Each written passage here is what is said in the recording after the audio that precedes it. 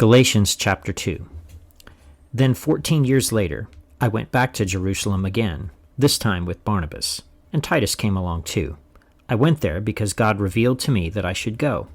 While I was there, I met privately with those considered to be leaders of the church, and shared with them the message I had been preaching to the Gentiles.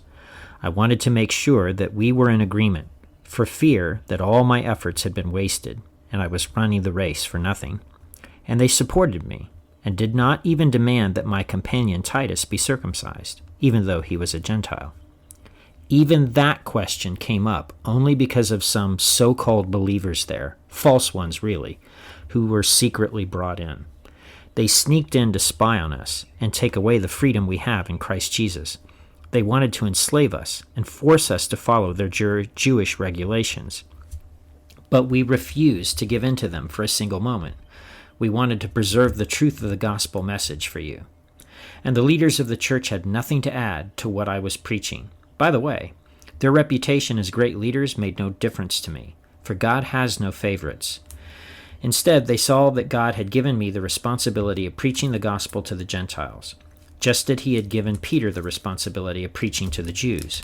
For the same God who worked through Peter as apostle to the Jews also worked through me as apostle to the Gentiles. In fact, James, Peter, and John, who were known as pillars of the church, recognized the gift of God that God had given me, and they accepted Barnabas and me as their co-workers. They encouraged us to keep preaching to the Gentiles while they continued their work with the Jews. Their only suggestion was that we keep on helping the poor, which I've always been eager to do. But when Peter came to Antioch, I had to oppose him to his face, for what he did was very wrong. When he first arrived, he ate with the Gentile believers, who were not circumcised.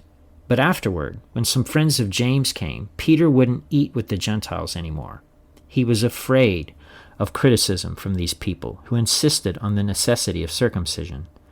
As a result, other Jewish believers followed Peter's hypocrisy, and even Barnabas was led astray by their hypocrisy.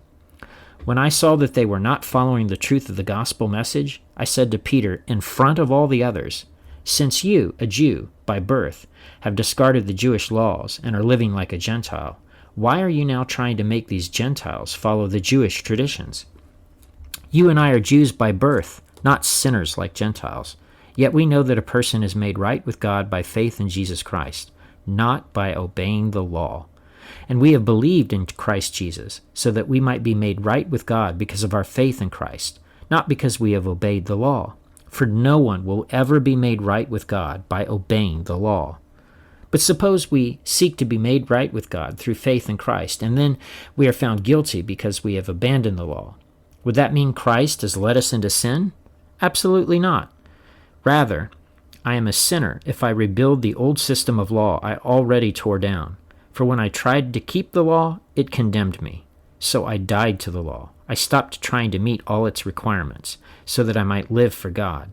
My old self has been crucified with Christ. It's no longer I who live, but Christ lives in me. So I live in this earthly body by trusting the Son of God, who loved me and gave himself for me. I do not treat the grace of God as meaningless. For if keeping the law could make us right with God, then there was no need for Christ to die. Galatians chapter 2.